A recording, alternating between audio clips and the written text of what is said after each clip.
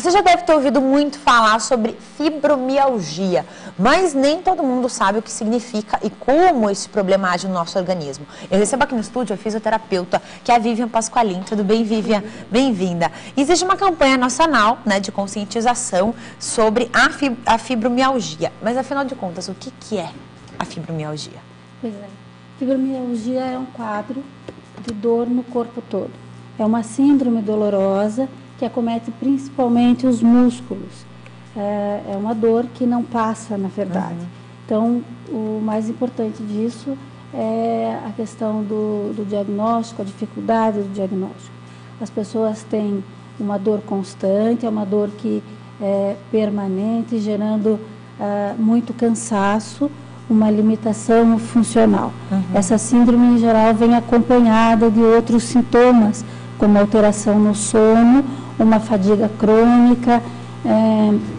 Em 50% dos pacientes, ela também vem acompanhada de depressão, né? Ou, assim, um quadro, às vezes, uma angústia, uma ansiedade por ter uma dor que não é facilmente diagnosticada. Eu digo isso porque não aparece, assim, em exames, né? Você faz um exame de laboratório, ela não aparece, você faz um exame de imagem, ela não aparece. Então, a fibromialgia é isso, é uma síndrome dolorosa crônica. Certo. E também é difícil o diagnóstico, né? Como você mesma disse. Complicado de saber o porquê disso, né? E daí a campanha tem um tema que é a dor que não passa, né? Isso, a gente escolheu esse tema porque é o que os pacientes falam. Quando eles chegam no consultório, eles dizem isso: eu tenho uma dor que não passa. Ela muda às vezes, ela tem uma sensação de maior ou menor intensidade, ela também dita pelos pacientes, é uma dor que caminha. Às vezes dói mais o pescoço, às vezes dói mais as costas, os braços, as pernas. Então ela varia e isso também dificulta o diagnóstico. É como se a pessoa fizesse um exercício físico e ficasse com aquela dor do dia seguinte o tempo todo. Você seria mais ou menos isso? Qual é a comparação mais comum?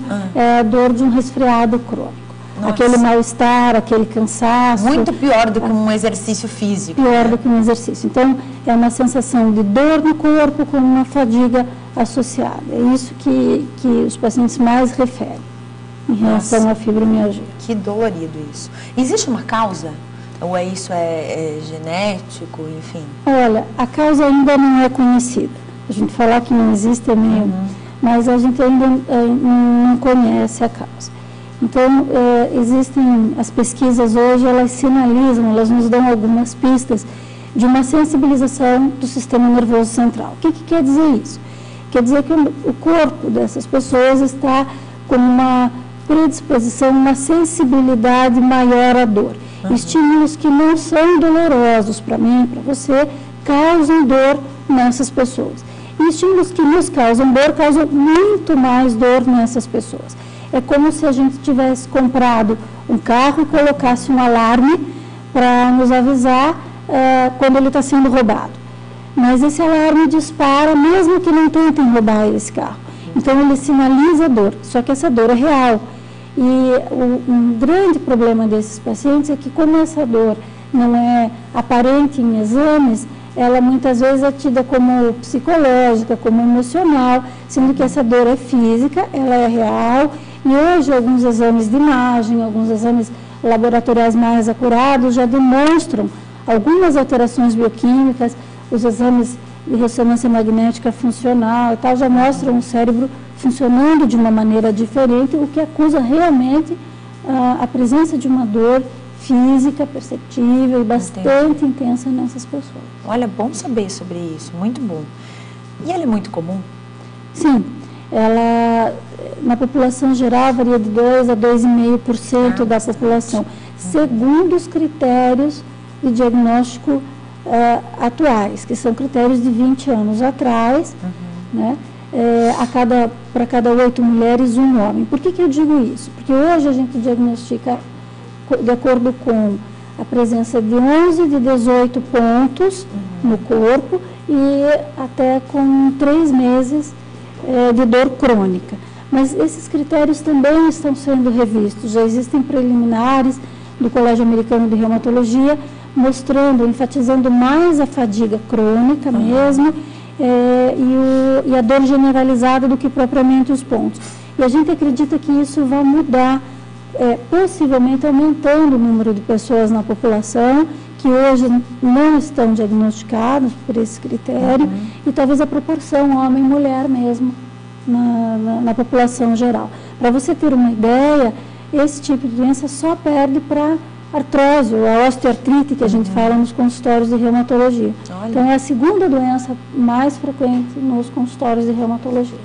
Nossa, então as pessoas têm que ter muita atenção mesmo.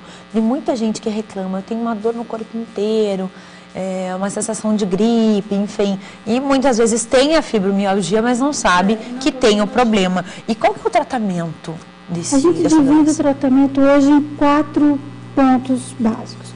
O primeiro é a educação do paciente. As pessoas devem ser informadas de que isso existe, né, para que elas possam procurar ajuda e que não fiquem sofrendo, porque nós recebemos casos até de 20 anos, pacientes com dor que passaram por um por outro especialista com um sinal de uma artrose, de uma hérniazinha, que a dor não é proporcional àquilo que aparece, então não tinham sido diagnosticadas. O segundo ponto do tratamento é o exercício físico. Hoje a gente sabe que sem exercício físico não tem tratamento para fibromialgia. E isso também é uma coisa interessante, porque o paciente chega e diz, o doutor me mandou aqui no consultório, mas não é ele que tem essa dor, não é ele que tem que fazer o exercício.